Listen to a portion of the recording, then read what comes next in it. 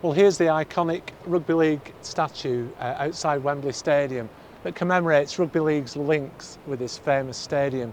The Rugby League Challenge Cup final first came here in 1929 when Wigan played Dewsbury, won by 13 points to 2. Sid Abram had the honour of scoring the first try at Wembley, and a lot of his memorabilia is now available in a Wigan town centre pub. There was just over 40,000 at that game. It was treated to a certain extent as a bit of an exhibition in that both sides were asked by the Rugby League to throw the ball around and make it a really good spectacle for the people of London as we tried to spread the game of Rugby League outside its northern heartlands.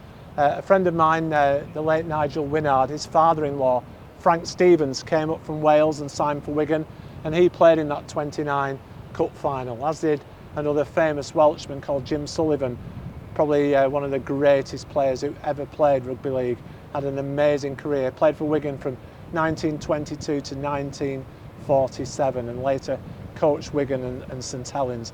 And Sullivan really was the man behind the last person that we'll speak to, the person who said had the most influence on his amazing career. We'll come back to that a little bit later.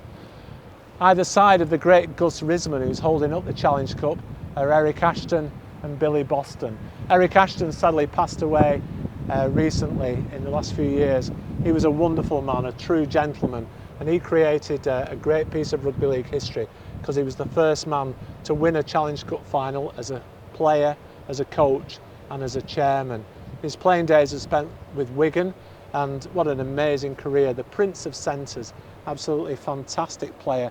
Not only scored so many tries himself, but created so many for his wingmen, and regarded by many people as one of the best players who ever played rugby league, and later had a very distinguished career as a club chairman at St Helens.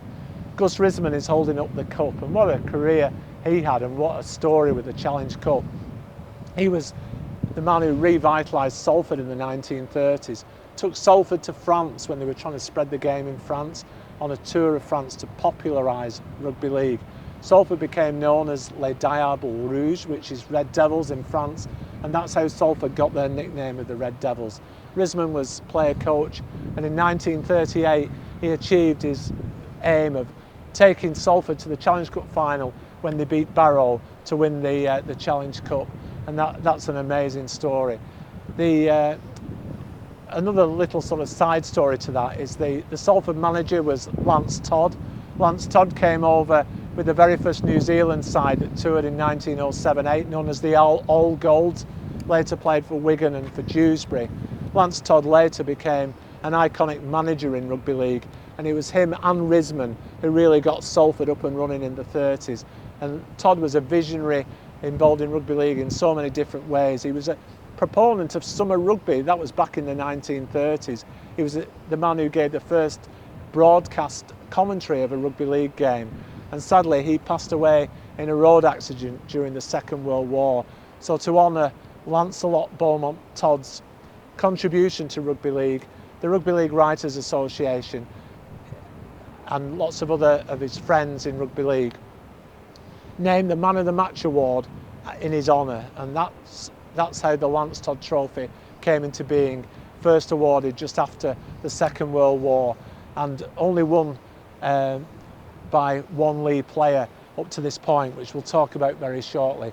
Gus Risman then returned as player coach of Workington as a 41-year-old after the Second World War, and led Workington Town to the Challenge Cup final victory. So what an amazing man. And his son, the late Bev Risman, was of course a player for Leigh and for Leeds. Played for Leeds in the famous 1968 water splash final when Leeds beat Wakefield Trinity. That amazing game when poor Dom Fox missed the last minute conversion right in front of the post. And so Wakefield's chance went as Leeds won by just one solitary point, 11 points to 10. So Gus Risman and Bev Risman, part of the father and son fabric that is behind a lot of Challenge Cup history. Colin and Phil Clark, for example, Alan and Richard Agar, and of course now Adrian and Lachlan Lamb. Adrian, a cup winner with Wigan in 2002, not here at Wembley, but at Murrayfield with Wigan. but coaching his son Lachlan in the 2023 Challenge Cup final. What an amazing story that is. All number 7s, of course, as well, which we'll come back to shortly as well.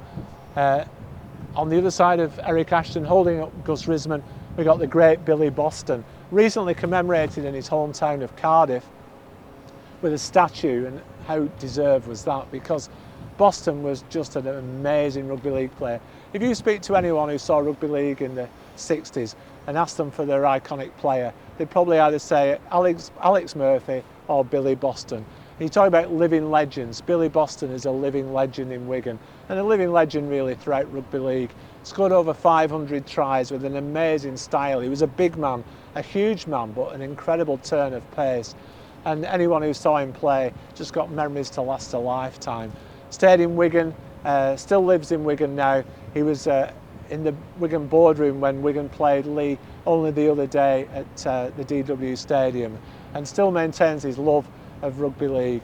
And how fitting it would be for him to have his statue at Cardiff. That must have been a hugely proud moment for him. And he said his biggest regret was that he never won a rugby union cap in his native Wales, but he more than made up for it with his contribution to the great game of rugby league, not only with Wigan, but with Great Britain as well. A much more recent vintage was the brilliant Martin Offiah, who won 4 Challenge Cup winners' medals with Wigan in the early 1990s and scored one of the iconic rugby league tries, a 95-metre effort for Wigan against Leeds in the 1994 final. Offiah was first noticed playing rugby union in the Middlesex Sevens by Doug Latham, who was the Widnes coach. He made his name with Widnes before a world record transfer fee, $440,000 to Wigan, and rarely was money better spent. It was absolutely fantastic player, just a real crowd pleaser. Chariots of Fire, they used to call him after the famous film, and what an amazingly flamboyant player he was for rugby league in the late 80s and 1990s. I remember that 1994 final particularly because Leigh Schoolboys had the honour of playing Hunslet before the Challenge Cup final. They played on the main pitch, and then we all stayed behind to watch Offiah play for Wigan that day. I sat next to the great Tommy Sale, MBE, the Leigh stalwart, and Tommy was up in his seat when Offiah scored that 95-metre try. Tommy had played at Wembley back in 1950 for Widnes. He suffered defeat against Warrington. It was a memory that really haunted him. He felt Wembley was the stuff of nightmares for him on that particular day because Widnes never really got going. But he was back there watching Leigh Schoolboys in 94, just as he'd watched Leigh in 71. And Tommy was up on his seat as Offiah scored that try. I can remember his enthusiasm to this day. So Martin Offiah, who scored 501 career tries, the most by any Englishman in rugby league, is a fitting member to be on the iconic rugby league statue outside Wembley Stadium. And last but by no means least, we come to the one and only Alexander James Murphy, OBE. He won the Challenge Cup with his hometown St Helens. He won it with Leigh in 1971 as player coach when he won the Lance Todd Trophy, and he returned 3 years later to win it with Warrington, and later returned as a coach in his own right. What an amazing story. It was Murphy who was born just before the Second World War in St Helens. As a 19-year-old, he went on the 1958 Ashes tour and came back an Ashes winner at the age of 19, and so began an incredible career. And the man that Alex really said put him on the map as a rugby league player, his biggest inspiration was Jim Sullivan, who played for Wigan in that first Challenge Cup final in 1929.